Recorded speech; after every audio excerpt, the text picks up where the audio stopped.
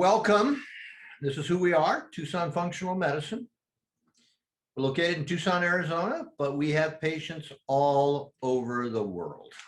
I have patients in Japan, Australia, New Zealand, multiple states in the United States. We have a lot of patients that don't live in Arizona. Now with Zoom, we can see patients anywhere in the world, and that's really great. And one of the good things about the coronavirus is people now understand telemed, which they didn't really before the coronavirus, because the traditional medical model really didn't use telemed. They didn't use Zoom or whatever system they used.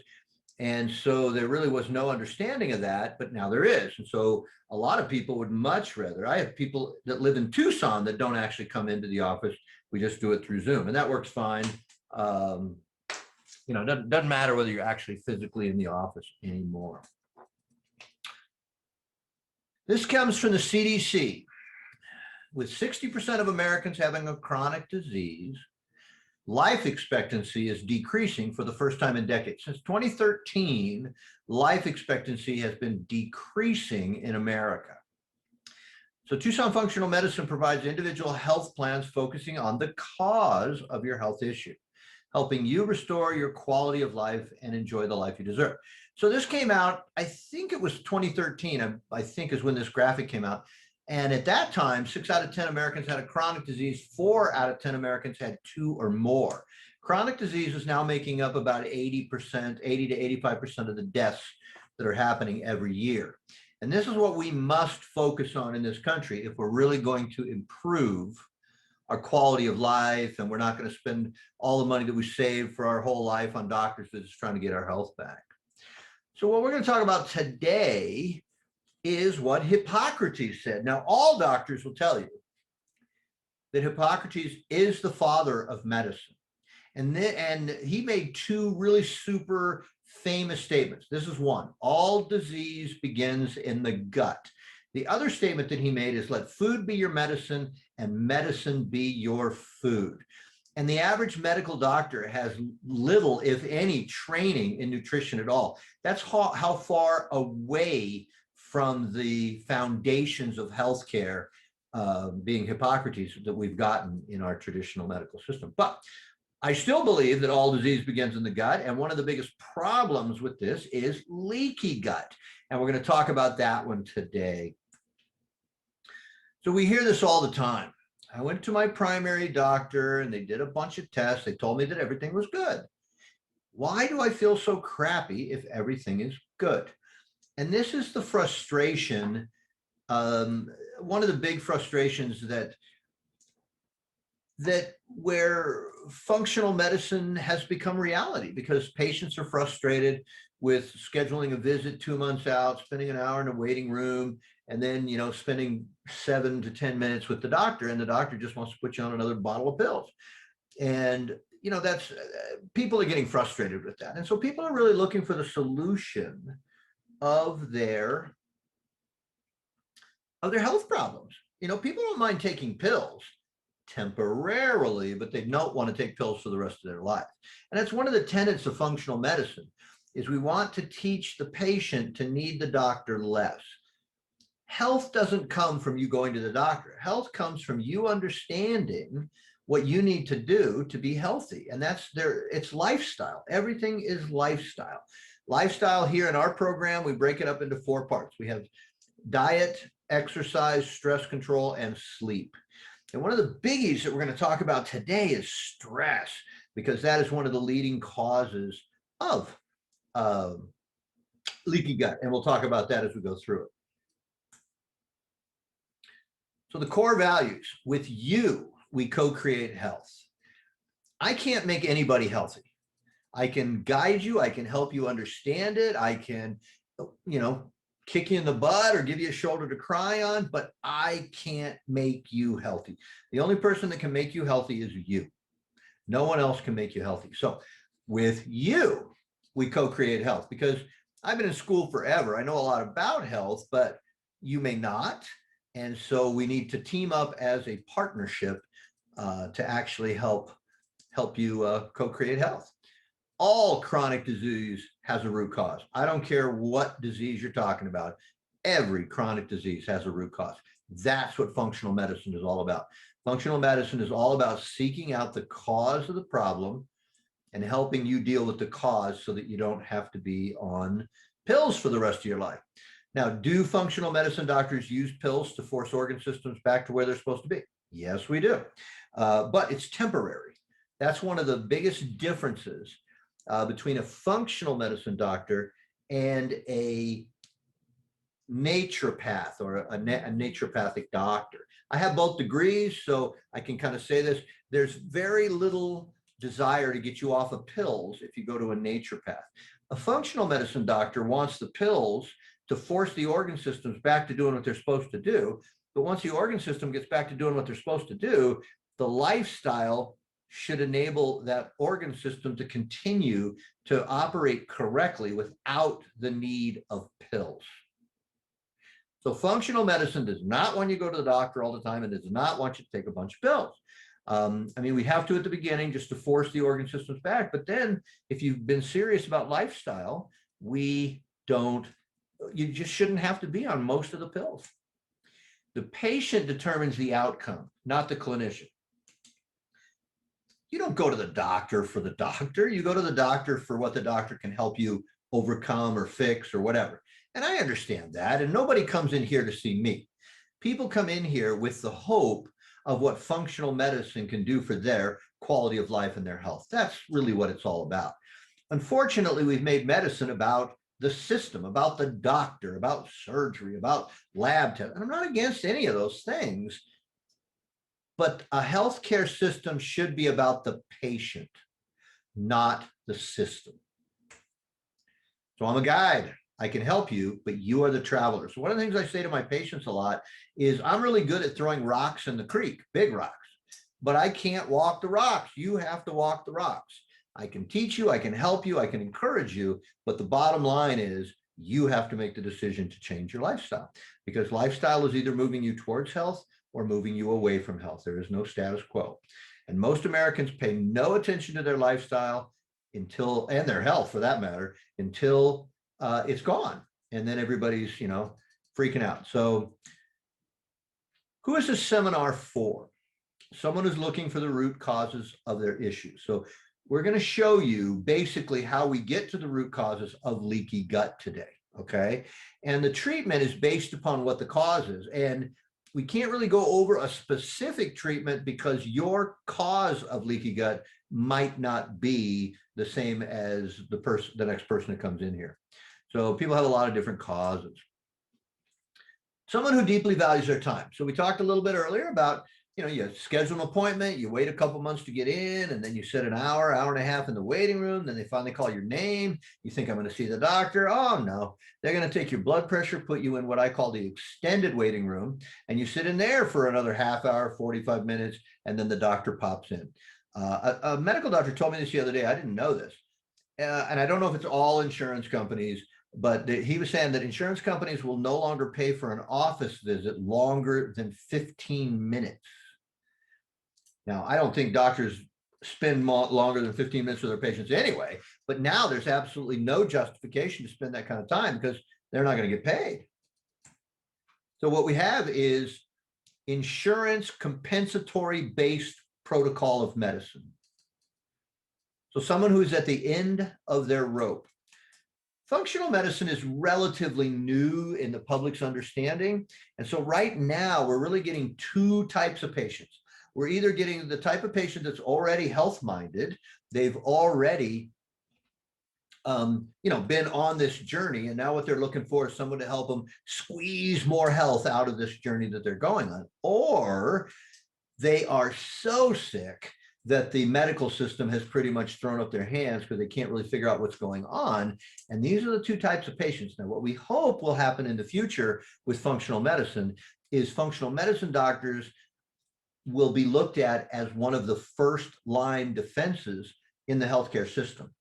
Right now, we're kind of the last line of defense, but that's changing because Cleveland Clinic is offering functional medicine. They've been offering it for, I think it's about 3 years now. And their waiting list, maybe 4 years, their waiting list, last I looked, I haven't looked in a while, it was over 2.5 years long just to get in to see the functional medicine doctors at Cleveland Clinic. So Johns Hopkins is going to set this up. Harvard Medical School is setting up functional medicine. So it's been accepted by the main players. Now, the real thing is to get insurance to pay for this. This is the real thing. So someone who has witnessed the limitations of healthcare. If you've been in the healthcare system for digestive problems, since we're talking about leaky gut today, and they put you on this pill and that pill, and they've done this and they've done that, and they've done, but nothing is really fixing the problem. You're either going to have to stay on pills for the rest of your life to feel a little bit better, or the pills really aren't solving the problem. And so these are people that they're just at the end of the rope. They've witnessed the limitations of the traditional healthcare model. The traditional healthcare model works very, very, very well when it comes to emergency room type things. But the problem is the system is treating chronic conditions in the same way that they treat emergency room acute situations, and it's not working. I mean, by their own admission, they're losing the battle with chronic disease. And so the chronic disease is what's killing most of us. Now, if you look at the beginning of when healthcare formed in the early 1900s, what people were dying from was infections and accidents and stuff like this. So typhoid was a huge cause of death in the early 1900s. Tuberculosis was a huge. So what we had at that time, our medical system grew up in a time when that was the leading causes of health problems. And so they focused all their effort on it, and they actually became really good at it. The emergency room treatment sort of stuff. So their outcome is survival. They want to keep you alive. And I don't have a problem with that. That's not a bad thing. But they're not making progress in chronic conditions. Now, in 2013, and this is the last time I saw this kind of study, all diseases except cancer, the deaths from the disease was exponentially going up. So in that year, deaths from heart attacks in 2013 went up 9.7% from the year before. Brain diseases, Alzheimer's, dementia, stuff like that, it went up, I believe it was just under 17% more deaths in 2013 than in 2012. So I had a patient one time from Canada, and I said, well, all chronic disease is getting worse. And she says, no, it's not. And I said, well, which chronic disease is getting better? And she said, cancer. And I thought, and I didn't say anything to her, but later on I looked at it, and depending on how you look at cancer, we have more people that have cancer than have ever had cancer before. But actually, if you look at it per capita, less people are dying. Now, my view of success for cancer would be less people have it, so therefore less people can die from it. But that's not their view. So someone who is proactive with their health. So if you want to work at the microbiome and all that kind of stuff, and you have leaky gut, you're wasting money. You're wasting money on probiotics and prebiotics and all that kind of stuff. Because the first thing we have to do is heal the gut before we can rebuild the gut. So if you're proactive and you want to get ahead of your digestive problems, this is the way to do it, or one of the ways. Okay. So in this webinar, we're going to cover Hippocrates was correct. All disease begins in the gut. You can never improve your quality of life if you do not heal the gut. We're going to also show you the tests that can be run to get to the cause of your digestive issue, leaky gut. We're also going to deal with what leaky gut is and there's many causes of leaky gut. We're going to deal with the top two. I couldn't deal with all of them, so we're going to deal with the top two. And so that's our goal today. So before we're done, we want you to begin asking new questions. You are the only one who is responsible for your health. No doctor is responsible for your health. So you need to be asking the right questions so that you can get the type of health and care that you deserve. So what we hope we're going to do is help you understand the system a little bit better today so that you can ask new questions to whatever doctor you're using. We're going to deal with the most common causes, the big two. We're going to understand why the current approach is failing and will fail millions of people in the future. Okay. And the biggest thing is they're not going after the cause. Well, we'll talk about this here in a minute, but up until the year 2000, the medical profession wouldn't even acknowledge that leaky gut existed. So we'll talk about that one. So you will have taken action to spare yourself years of needless suffering. So this is the man. So natural doctors have been talking about leaky gut for at least 50 years. Now, we didn't have the research to prove that leaky gut existed because the naturopathic world or the natural health world doesn't have the amount of money to do research like the medical world does. But we knew that we were treating the cause of stuff had to be leaking out of the gut. That's the only way that we could get these type of problems. Well, the traditional medical model poo-pooed it. It didn't exist. This was crazy. This was, remember a bunch of years ago, if you had fibromyalgia, most doctors thought you needed to go to a psychologist because this was in your head, because there is no test for fibromyalgia. Well, we didn't have a test for leaky gut. So if we don't have a test, it doesn't exist. Well, in the year 2000, Dr. Alessio Fasano, he discovered zonulin. Zonulin is the marker for leaky gut. Okay. And so, but traditional medicine will not say it's leaky gut. I guess that would be putting it on the level of the patient, which is what functional medicine is all about. We want you to understand your health. Or it would be admitting that natural doctors were correct. So they call it hyperpermeable intestinal syndrome, which is $3 words to say leaky gut. But now that we know zonulin, the marker, we now have a test for it. So now the medical doctors will accept it as hyperpermeable intestinal syndrome. So by most reliable sources, 80 to 90% of Americans have leaky gut. I think it's even higher than that. I have never once tested a person for leaky gut that didn't have it. Never. I mean, it's not 90%. It was 100% of the people that I have tested for leaky gut have it. So we don't even test for it in the beginning unless the patient wants it, because you've got it. What we do is treat it, and then if you want to, we can test it afterwards to show that you don't have it anymore. But we're trying to save people money. And I think it's a $70 add-on to another test to find out about the zonulin. And if you don't have to spend that 70, at least at the beginning, to tell us what we already know, you have leaky gut, it saves the patient a little bit of money. And that's what this is all about. Here we go. So this is what leaky gut is.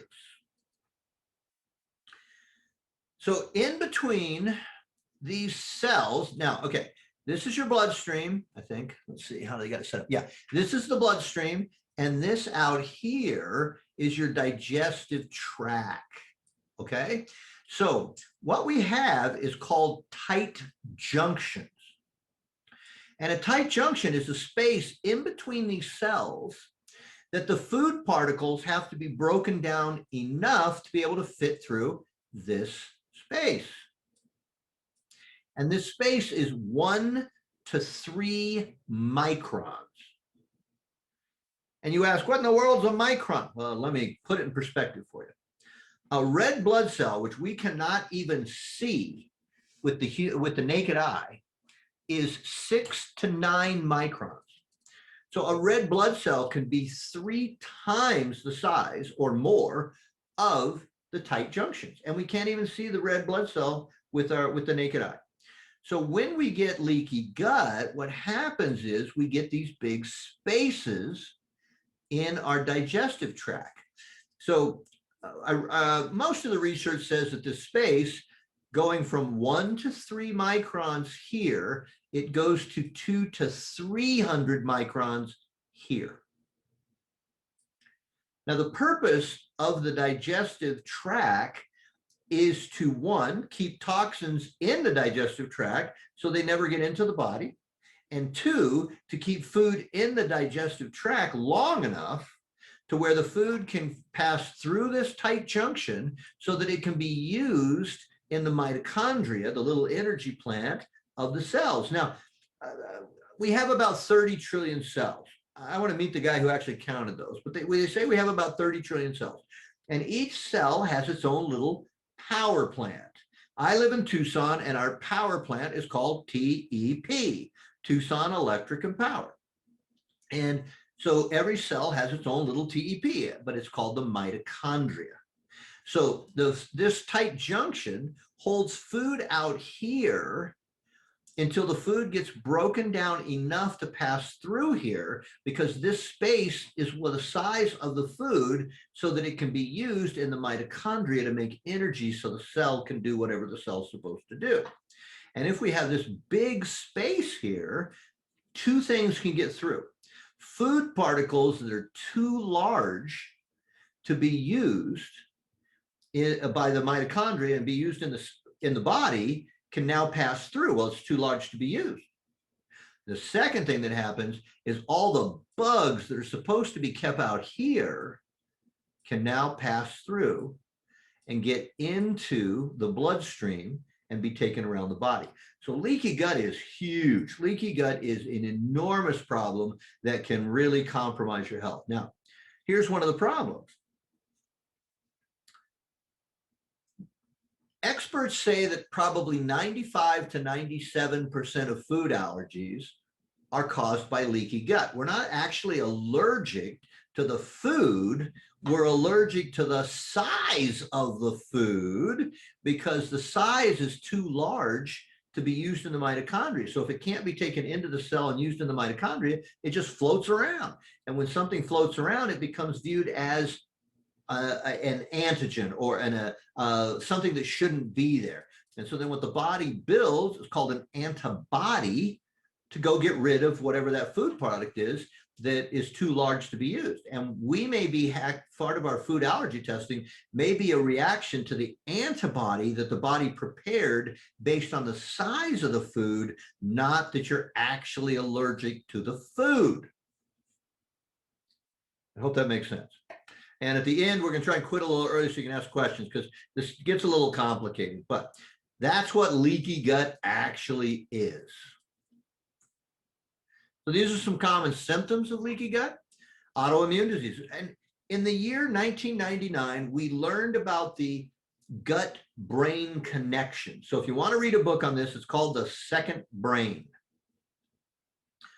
And now that we know that most of the brain issues can be aided and helped through the digestive tract, leaky gut becomes even a bigger problem, because now we're getting food particles that are too large, toxins that are too large to be able to actually be used. And so therefore we're compromising the function of the brain. Fibromyalgia, candida, food sensitivities, Crohn's disease, diarrhea, gas, bloating, constipation, and it goes on and on and on and on. So it's a huge problem. And what they're actually kind of hinting towards is that if we could fix America's leaky gut, how many of these problems might we eliminate? It'd be an interesting project to see. Look at this, type 1 diabetes, but that's an autoimmune disease, right? So the root causes. So like I say, there's more than what we're going to talk about today, but we're going to talk about the two that are ubiquitous. Everybody has these. And if you just did nothing but eliminate these first two things, you're going to make huge improvements in your gut health. So the number one reason for leaky gut that is affecting, I put the word almost in there, but I could probably take the word almost out. Like I say, I've never tested anybody that didn't have leaky gut. So the first issue, stress.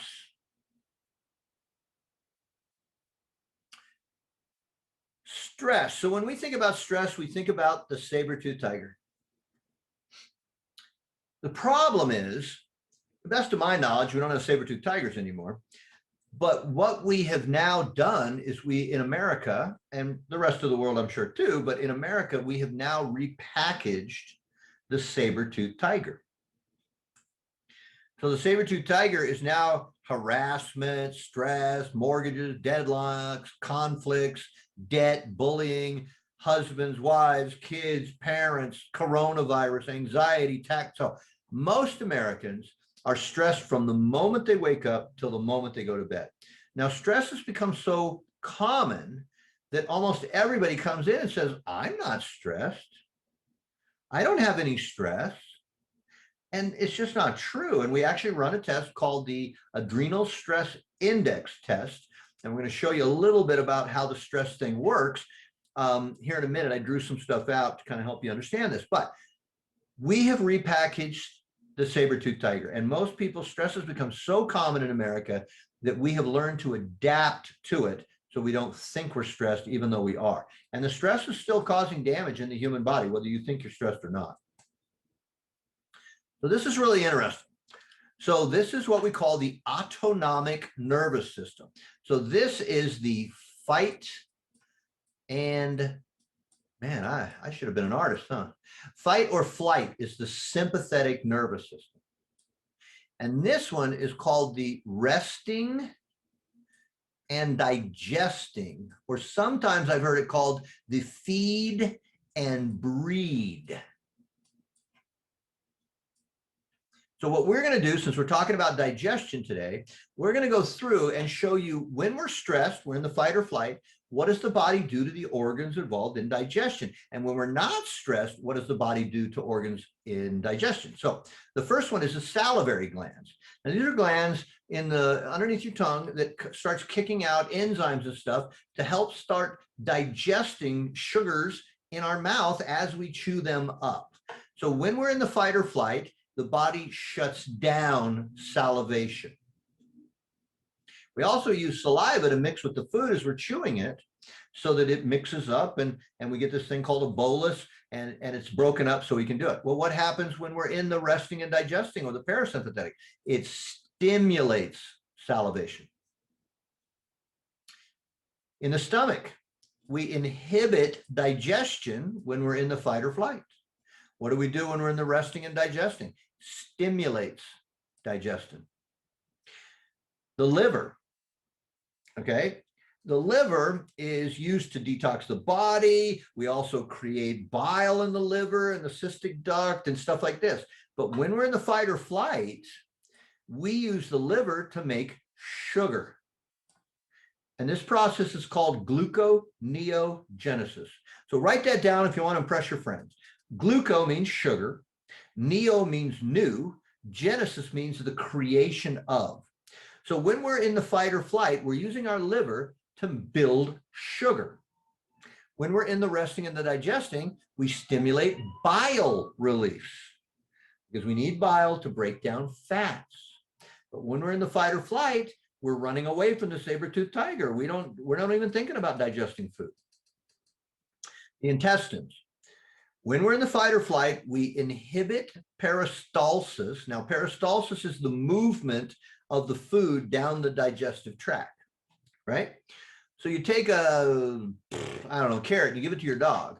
Dog eats the carrot, and about 2 minutes later, dog poops, right? Because we have all these sensors in our bodies, and dogs do too, that is when we start chewing stuff up, the body goes, hey, we need to move stuff along the digestive tract to clear space for the new stuff that's coming down the tubes. They're chewing. When we're in the resting and digesting, we stimulate peristalsis. We also inhibit secretions when we're in the fight or flight. And there's secretions of hydrochloric acid, enzymes, all this kind of stuff to help us digest stuff and absorb stuff. Well, we inhibit that when we're in the fight or flight, and we stimulate that when we're in the resting and digesting. So this is an interesting one. It has nothing to do with digestion, but I always used to wonder when people get really, really scared, they can pee their pants. And I always used to wonder, I wonder why they do that. Well, when you're in the fight or flight, your bladder gets relaxed. What do we do over here? We contract the bladder when we're in the resting and digesting.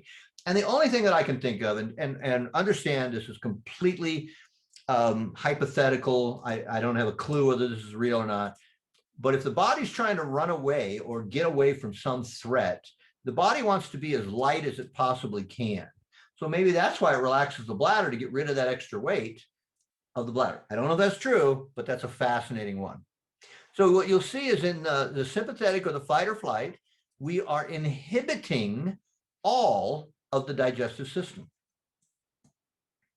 So there's three major sources of stress / inflammation, okay? The first one is emotional, and that is perception. So some of you probably have seen this already, but I think it's interesting. If we look at this right here, what do you see? Do you see the black, which is a vase, or do you see the white, which are two faces? It's all perspective. Over here, do you see the black, the guy playing the saxophone, or do you see the white? Here's an eyeball, here's an eyeball, here's the nose, and here's the mouth. Or do you see a woman's face? Because perspective is the key. Your body and your brain does not know the difference between imagination and real.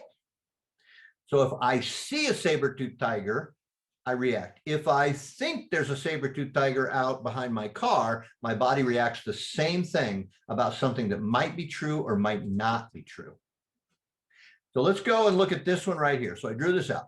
So when we have stress, the adrenal glands release cortisol. Now the cortisol goes to the muscles and it starts tearing the muscles down because muscles are made of protein. And what's protein? It's nothing more than amino acids. So the body tears down the muscles to get the amino acids because it removes the amino acids from the muscles and takes the amino acids to the liver.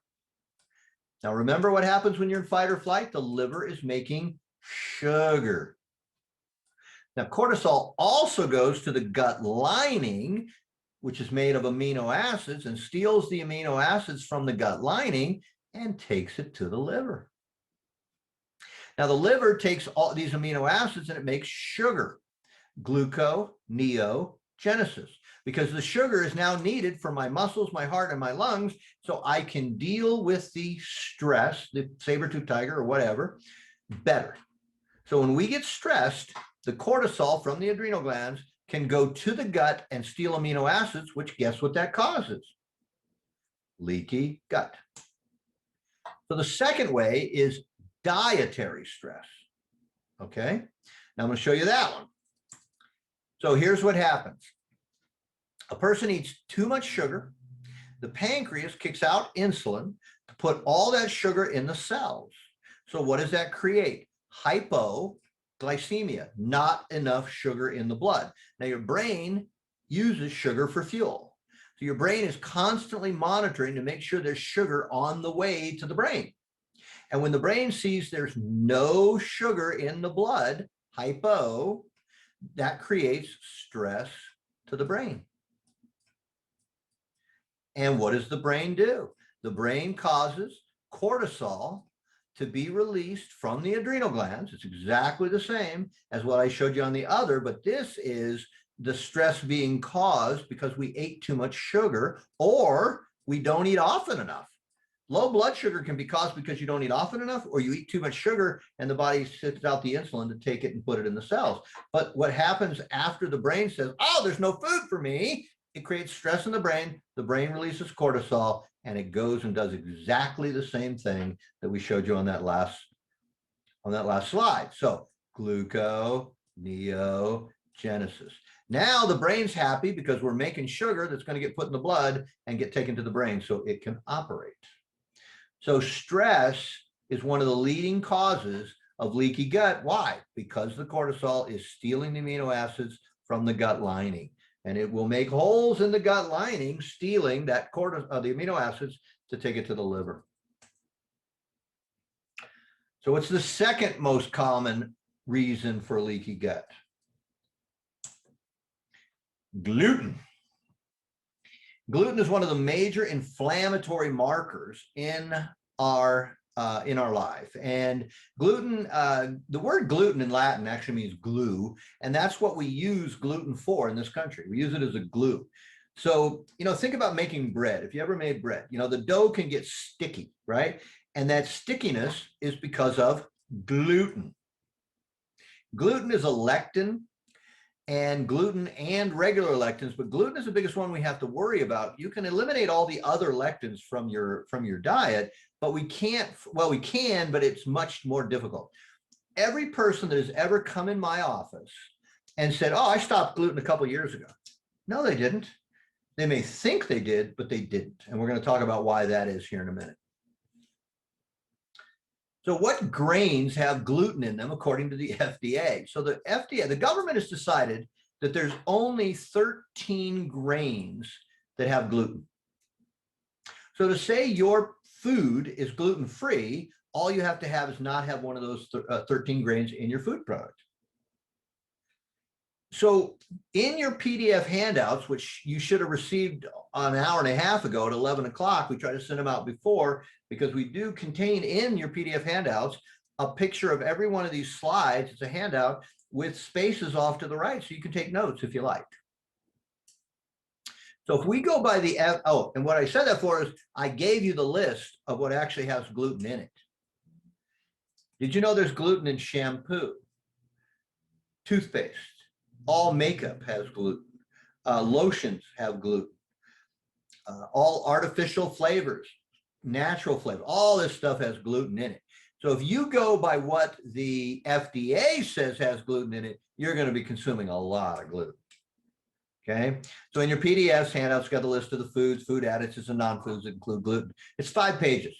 Okay. So like I say, anyone who's ever told me they're off gluten, when I give them the list of what it has gluten in it, they go, oh my gosh, I guess I'm not off gluten, because they're relying upon the government. And here's another thing that's kind of bizarre about food. The federal government has decided that gluten doesn't even need to be listed on the ingredients that's in your food. So they don't even have to tell you if there's gluten in it. And then if you don't have the 13 grains in it, you can say there's no gluten in it, which is completely crazy. So in my blog, I think it was back in 2017, I did a blog about how much mercury is in a mercury-free immunization. Because just because they say it's mercury-free, does that mean it actually doesn't have any mercury in it? And it's not true at all. So if you'd like to read something about that, go to TucsonFunctionalMedicine.com and go to the blog and just type in mercury and you'll get, and that will pop up for you. So we know what leaky gut is. It's a space in the digestive tract where stuff that's way too big to be actually utilized by the body to be used for why we eat in the first place. There's only one reason we eat, and it isn't emotions. We eat so the cells can take our fat, sugar, and protein and plug it into the mitochondria so that we can make energy so the cells can do whatever they're supposed to do. If the cell is in your brain, the cell is going to use that energy to compute and memorize things and remember things and all that things, because that's what our neurons do. If it's in your gut, or wherever the cells are, they need energy to be able to do their job, and that is why we eat. So there's a test that's called the GI map test. And it's a newer way of looking at the stool. So if you've ever done a stool test before, you know that there's 3 samples because the body doesn't shed all the bacteria with every bowel movement. We don't have to do that anymore. Now we look at it through DNA technology, and the DNA is in the stool, even if the actual, whatever it is that we're looking for, didn't come out in the stool. The DNA is still there. So it's called the GI map test. I believe it's about $300. And if you would like to have this run, just call our office or send me an email to Dr. T at Tucson Functional Medicine, and we can get you set up for this test. But let's go through what the test actually shows you. It's a great test. So the company is called Diagnostic Solutions, is the name of the company. And it's a GI microbial assay, and it's a PCR test if you care. You can always go to their website and read about that if you want to. But this is the parts of the test. So there's 3 basic parts to the test, and then we can add on that zonulin. So I'll show you all 4 of these actually. So the first part of the test is what we call the normal bacteria flora. This is your microbiome. This is the stuff that you're supposed to have in there. And what are we looking for? We don't want anything high, or we don't want anything low. So this is a good test. We don't have any reds or any yellows telling us something's high or something's low. Now, most of the time when this test is run the first time, we have highs and lows in the microbiome. So we need a balance in the microbiome so that our microbiome can work correctly. The second part of this test is called intestinal health. And what this is it's looking at the organs and the system that is involved in digestion. So elastase is a marker for the gallbladder. Steatocrit is a marker for the pancreas. Glucuronidase is a marker for the liver. And there are other things involved in this, but these are the main three that are involved in the process of digesting our food and getting it. I mean, what do we do with the gallbladder? The gallbladder is just a little sac that holds bile. That's all it is. And it squirts out some bile into our digestive system when we consume fat. The pancreas is where we kick out the insulin. I mean, the pancreas does a lot of stuff. Pancreas also kicks out bicarbonate, which lowers the acid of the food in the stomach so the food can go from the stomach into the small intestines without burning a hole in it. So this tells us about the organs and the function of the digestive system itself. So look at this one right here. Secretory IgA is low. We would like it to be 510 to 2010, and this person had 405. Now, what does that mean? That means that you may be less able to fight off bacteria and stuff like that, because IgA is our first line of defense against anything that we don't want in the body. Then the third part of the test makes up the majority of the test, and these are bugs that we should not have. So these are the things that we don't want. So these are pathogens. Here's bacterial pathogens. And less than DL means below detectable limit. This is what we want for all of these bugs that we shouldn't have. We want every one of them to be, we want every one of them to be less than DL. Look at this one, Cryptosporidium.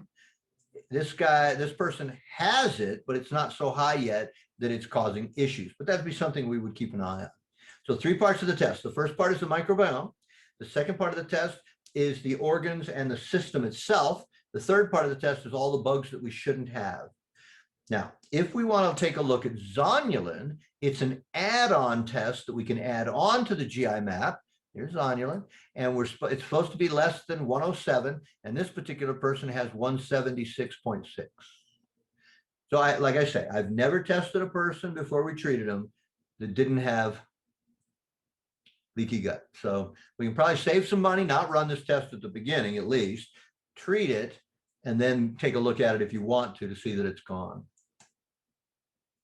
So what needs to be done to actually fix the leaky gut? Well, the first thing is we need to know what's actually going on in there. Do we have bacteria that is causing inflammation in our digestive system, which can cause leaky gut? Do we have zonulin? If you want to run the zonulin test, that's a very specific marker for leaky gut, but we have to have a good microbiome. We have to have the entire system that makes the digestion work. That has to be working good. And then we need to not have bacteria that we shouldn't have in there to have a well-heeled, healthy digestive system.